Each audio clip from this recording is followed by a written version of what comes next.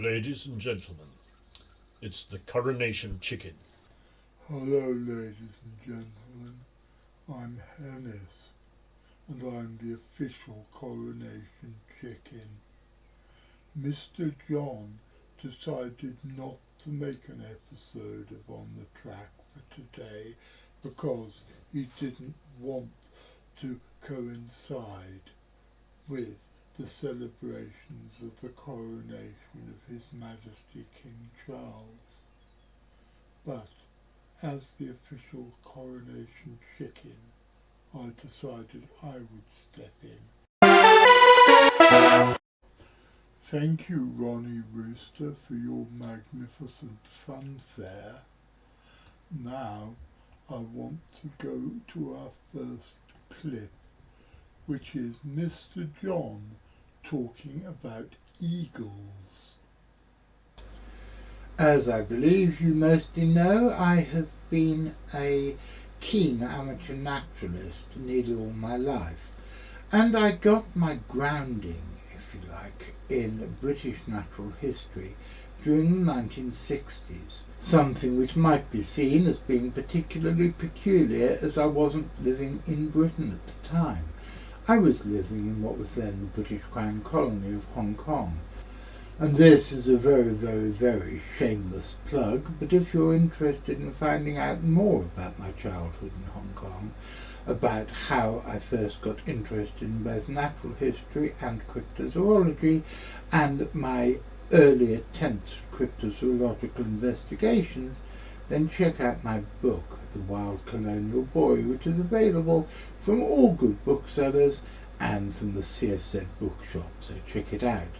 But that is monumentally a rabbit hole I just took you down, because I'm not here to plug my book, I'm here to talk about eagles. But as I was saying, my grounding in British natural history came during the 60s, because even though I wasn't living here, I had a godmother and two grandmothers and a grandfather who were all sending me books for my birthdays and Christmas presents, which is something I like.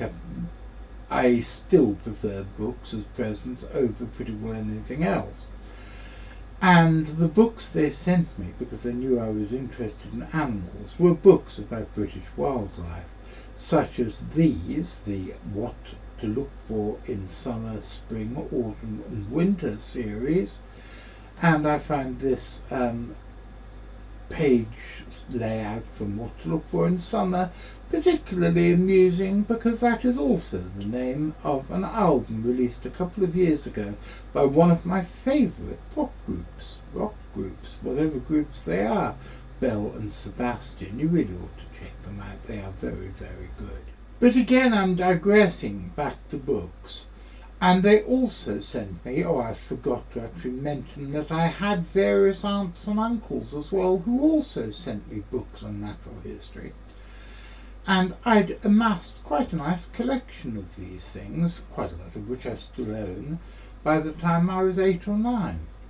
But anyway, they also sent me these books, the Observer's books, and I was particularly fond of the Observer's Book of Larger British Moths, the Observer's Book of British Birds, and the Observer's Book to Pond Life.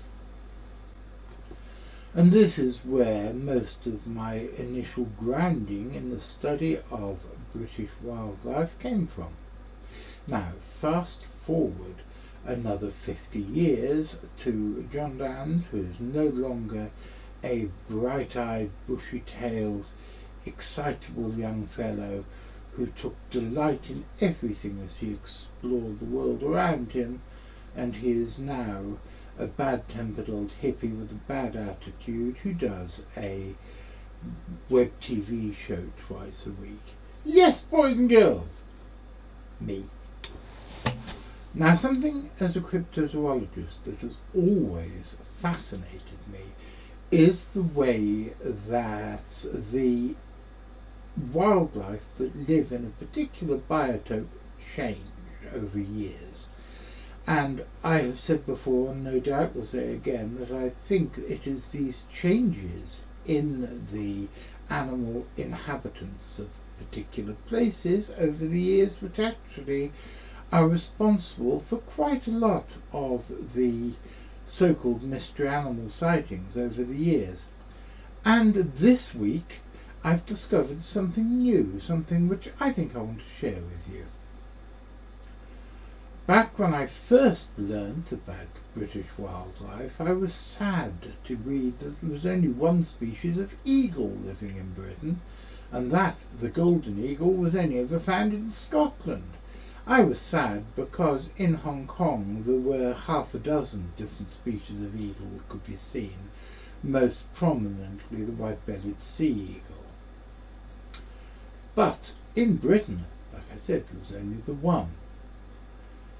Now, we're always told that the wildlife of our planet is declining, and you would really have thought by this metric that now, 50 years later, there'd be none at all on the British list, or possibly just the one that we already knew about, the golden eagle. But no, if you look at the British list now, there are actually 4 species of eagle, and I find that really quite interesting. The white-tailed sea eagle, not to be confused with the one that I used to see in Hong Kong, which was a different species with a similar name, the white-tailed sea eagle was hunted to extinction in Britain just before the First World War. Now, this is something that I would like your help with, because I read a book many years ago that had a photograph in it of an albino sea eagle, and it said that this pure white-tailed sea eagle, which wasn't just white-tailed, it was completely white sea eagle, was the last native British sea eagle to have existed here until it was shot. Now, I can't find either that book or that picture, so if any of you can send me what book it's in and preferably a scan of the photograph, I would be very, very grateful indeed. White-tailed sea eagles started to be reintroduced into Britain in the 1970s. There had been some earlier attempts at reintroduction, but they've been massively unsuccessful. But now they are back as Britain's largest species of bird of prey. They're not only found in Scotland, where they were first reintroduced to, but they have even been found, because they will roam over quite a long range, and they've even been seen in North Devon, where I saw one back in 1979. They've also been reintroduced to the Isle of Wight, and if you're interested in the progress of this reintroduction program, you can read all about it on Twitter. I find Twitter a fascinating way of getting hold of information. It's just advisable you stay clear of all the Twitterati shouting at each other. But now let's have a look at the spotted eagle. This is a species about which I know a little bit because of a remarkable lexilink. Do you guys know what lexilinks are? I would sincerely hope so, but if not,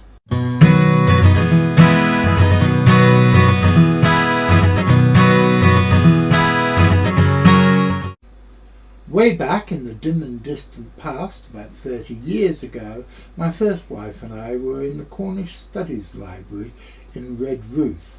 We were looking into a story which had spread across a load of bits of the Fortean literature, the canon of Fortean literature, about a huge bird that had apparently attacked 2 young men in a place called Mount Hawke near Redruth in Cornwall. And so we went there to see if we could find out any more about it.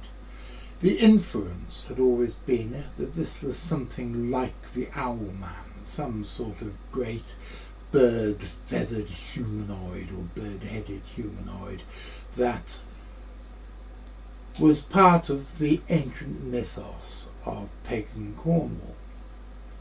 When we finally found the original reference, it was nothing like this. It was a story about how two boys had gone exploring some forests on Mount Hawk, and they'd found what looked to be a large injured goose which had pecked at them and cut one of the boys' hands. This was a bit of a anticlimax, but it did underline, if any underlining was needed, that it's always important to go back to the source material. However, whilst we were looking at strange birds on Mount Hawk, we came across a reference from memory from about 1885 of a spotted eagle, an incredibly rare visitor to the British shores, which, as far as I know, had not been recorded before this, and the eagle was found on Mount Hawk. And that beautiful lexi-link made me laugh so much we nearly got kicked out of the library. And this brings us on to why I'm doing this story about eagles today, apart from the fact they've always fascinated me. And that is because last week it was all over the rare bird alerts that a short-toed serpent eagle, which is a species I do recognise because it's a very closely related species of serpent eagle which can be found in Hong Kong. A short-toed serpent or snake eagle was filmed in Sutherland in the very north of Scotland. And I was totally amazed by this, and I looked, and there were another specimen claimed from last summer, from August 2021, further south in Scotland. And I wonder if it's the same specimen. One would hazard a guess that it probably is. But it's an absolutely fantastic record for Britain. And as far as I know, the last one seen before this was 1999, and there's only been a handful of sightings ever in Britain. So that brings us up to date on the subject of eagles in the United Kingdom. And I hope I haven't bored you too much by rabbiting on about one of the things that fascinates me. But hey, it's my web show, and I can do what I damn well like. I like eagles, and if you don't like eagles, I'll be seeing you. And now we have a special guest. It's Archibald Archimedes, the Archimandrite Stand, otherwise known as Archie, and he's going to sing a song for you, especially composed for His Majesty's coronation. God save the king! He's a nice old thing! He likes Jack Russell and so does the Queen, so I want a royal warrant if you know what I mean. Stop it, Archie. It's King Charles's day. Stop making it all about you. Yes, Archie. Who do you think you are, Meghan Markle? And now Mr. John is going to talk about sharks in Essex. Goodness me. And now I want to go to another aquatic story, this time coming from none other than Miss Maxine, who's very good at pulling interesting things out of interesting hats. Look at this. I've always been interested in the Essex coast, mainly because when I was a boy I loved, I must admit I still do love, the books of Arthur Ransom, the Swallows and Amazons books, two of which are set along this coastline. And I've always been particularly fond of a book called Secret Water, which is set in what is now Hanford Water Nature Reserve. Just up the coast from the real Secret Water is a little town called Manningtree, which is on the estuary of the River Stour. But I'm sure I'm going to be told by serried ranks of angry Essex folk that the river is pronounced Stour or Stour or something, but it looks like Stour to me. And I think Stour makes it sound like the river that goes through Stourbridge. And that's the other side of the country. I went there once and had an amusing time, but that's another story. Back to the estuary of this particular river, however it's pronounced.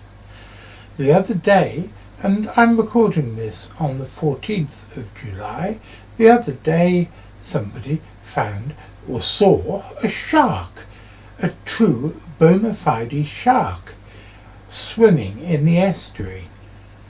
I've mentioned before in this show how I've always felt cheated when people talk about sharks, but they're actually talking about various types of dogfish or smoothhound, and that's exactly what this specimen is.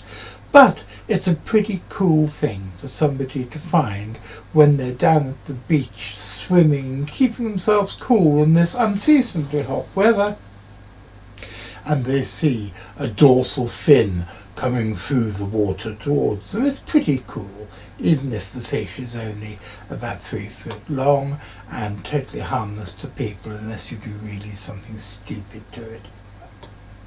But it's a great story, and thank you very much, Maxine, for giving it to me. And that's about it for this episode. Whilst on the subject of Arthur Ransom's books, I recommend them to anybody who likes stories set in the countryside in a gentler and more forgiving time than the one that we are unfortunate enough to live in today. I would also recommend the books of a lady called Julia Jones, who sort of took up the baton left by Arthur Ransom when he died in 1967 and ran with it, because she has written a whole series of books set on the same coastline in Essex, including this river here, and I think they are really something special, so I strongly recommend you check them out as well. I hope that you're enjoying this collection of clips, because next we've got Mr. Richard in the bath. No, you idiot. He's in the town of Bath. He's not in the bath. ASAP, the Association for Scientific Study of Anomalous Phenomena, was founded in 1981 and is generally considered to be one of the most important Fortean organisations in the world. They recently had their annual conference, and Richard Freeman was there both as a speaker and to cover the event for CFZ TV. Here I'm interviewing Christian Lander, who is a Fortean researcher and podcast host. And his talk was a valuable lesson in critical thinking, because it deals with something that has been classed as a UFO case, but in reality had a much more mundane explanation. Right, and we're here at the University of Bath at the ASAP conference, and this is Christian Lander. And Chris, can you tell us a bit about your talk today? So yeah, I'm talking about an incident that happened in Nottinghamshire. It's called the Thunderbolt incident, and it is a case that finds itself sat in ufology, and I think has a much more grounded explanation in the end when you bring around the more likelihood of things that are happening in and around the case. But what is really interesting about the case is it sits as a UFO file that happened in 1987. It's gone completely under the radar, but it features every hallmark of ufology. So there is an incident that is seen in various forms in this sky. There's an object that appears to be doing manoeuvres over the lay of the land. It appears to do a loop-to-loop. It's seen manoeuvring, and it is seen to be struggling. There's an explosion in the sky. The object is then seen to collide with a building. It's then seen to collide with another building. It's then seen to come into the local woods. It then takes off again and then comes down a little bit closer to Amersley Hall, which I guess has its own stories. Following that, there's a military response. 45 minutes later, there's Chinooks in the air. There's a Chinook in the area, and there's gazelles and lynxes looking for this particular location. However, what's really interesting is that they then lock the area down for 4 days. So this entire area north of Nottingham, an area called Kirkby and Ashfield, is then locked down by the army, the fire service and the police service. They lock this entire area down. No vehicles are able to come in or out. So it sits as a prime example of every mark of ufology. However, it's literally gone under the radar.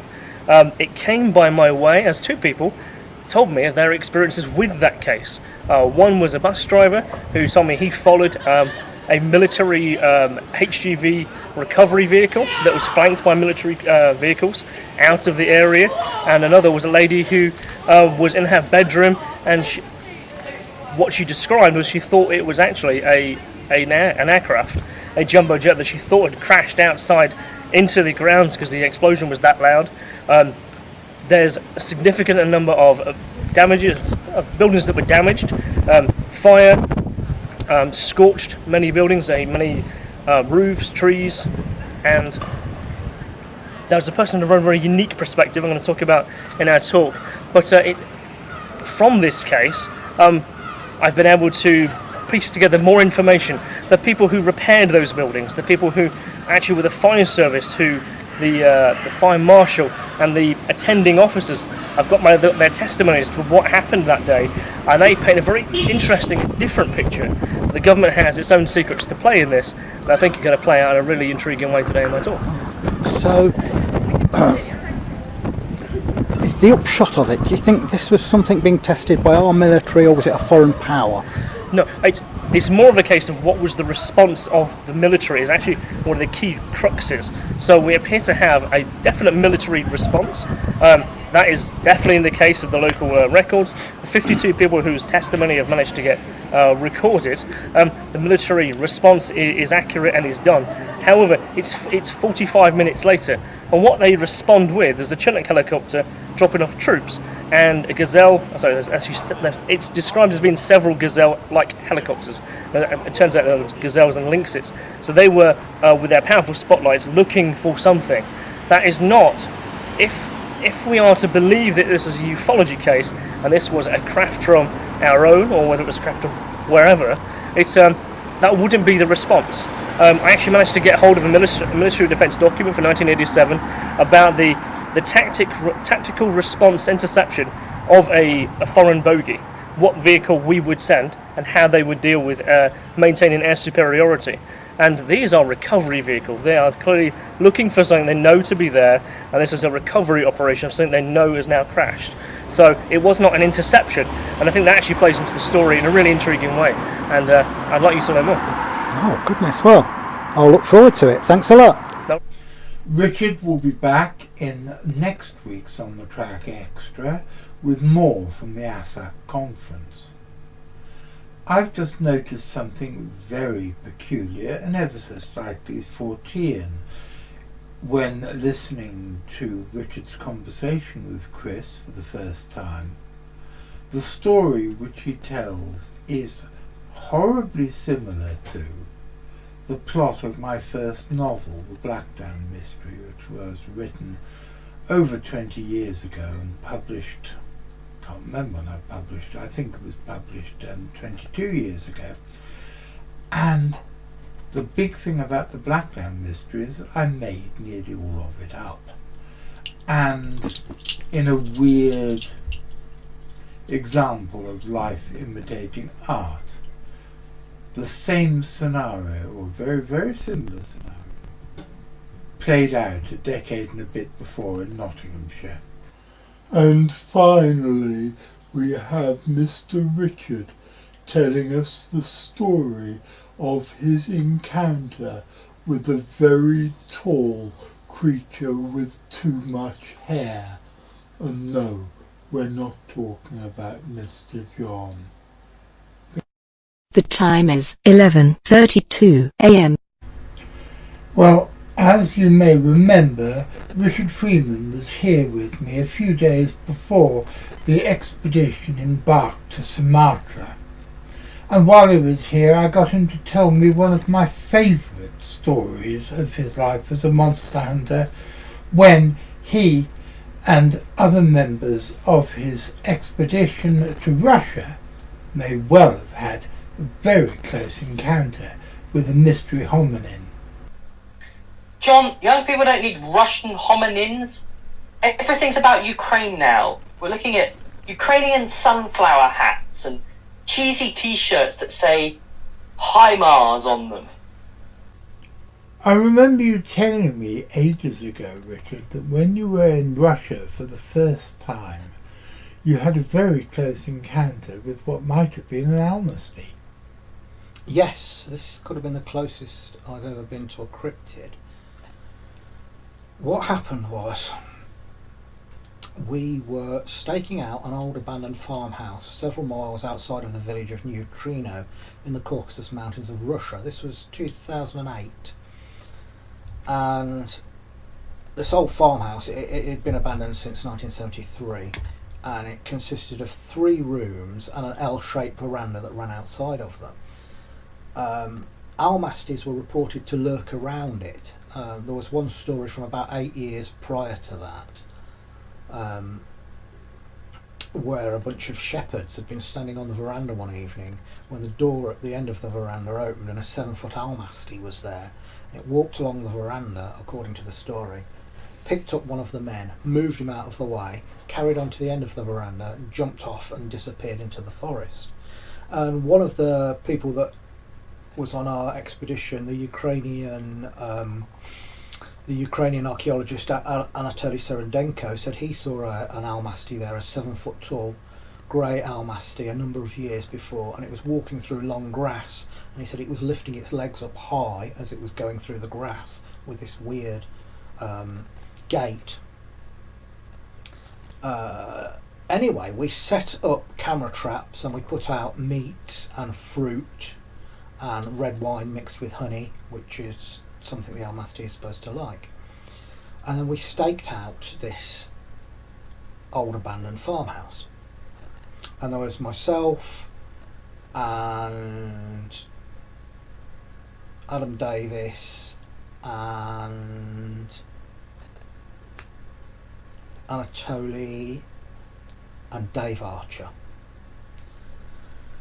And it got to about 10 o'clock at night, and I heard a twittering noise like a bird, but it was dark and there should have been no birds about. And one of the noises the almasty is supposed to make is this twittering noise like a bird.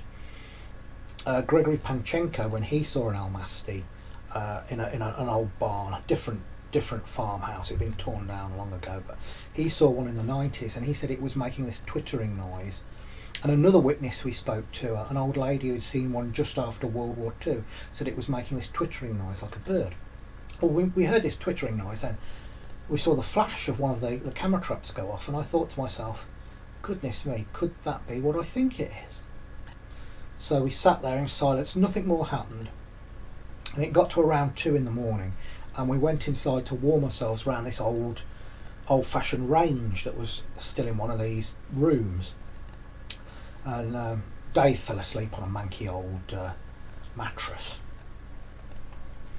And Adam and I were sitting down by this old range, and the door to this room was slightly open. It was a few inches ajar, and moonlight and starlight was coming in. It was a reasonably clear night, and moonlight and starlight were all coming in. Suddenly I hear this deep vocal noise, this deep vocalization that sort of goes bub bub bub bub. I can't replicate it, but it sounds like something with big lungs, and it had a reverberating sort of feel to it. And I said to Adam, did you hear that? And he said, yeah. Then about 25 seconds later, something walked along the veranda, and whatever it was on 2 legs, because as it passed the door, it blocked out the moonlight and the starlight to a height of 7 foot plus. So whatever it was on 2 legs and it was 7 foot plus tall. And I said to Adam, it's out there on the veranda. We grabbed our cameras and went rushing out to be greeted by nothing but darkness and silence. It had disappeared into the night, and we did a circuit of the farm and the outbuildings, and we could find nothing. None of the bait had been disturbed. It wasn't a bear, because a bear wouldn't have been walking on its hind legs, and you'd have heard its claws against the wood of the veranda as well. When we checked the camera traps in the morning, all we got was vegetation moving about. So I can't put my hand on my heart and say I was, 12 foot away from an almasty, but I don't know what else it could have been. It wasn't a human being, it was too small. A human being would have been too small. This was a 7 foot plus, and it wasn't a bear, because a bear wouldn't have been on 2 legs, and it would have made a lot more noise. So there you go. That's the closest I've been to an almasty, I think. And that's just about it for this episode, this special coronation episode. So all that is left for me is to wish good King Charles a happy reign, and God save the King. And now this happens. The last time I sang this song, Judith J. wrote, there are 4 countries in the UK, you old goat. So I rewrote the lyrics to placate UD, and to showcase an issue that means lots to me. It's only in Britain that the CF could have turned into the thing that was inside my head. 'Cause my original vision was a very strange thing. So, rule Britannia, and God save the King. 'Cause the British are best. I wouldn't give tuppence for none of the rest. The British are best. I wouldn't give tuppence for none of the rest. Shows about animals and other strange things, but this week we're here to say God save the King.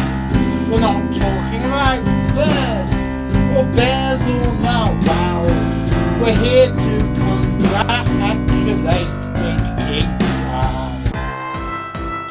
'Cause the British are best. I wouldn't give tuppence for none of the rest. The British are best. I wouldn't give tuppence for none of the rest.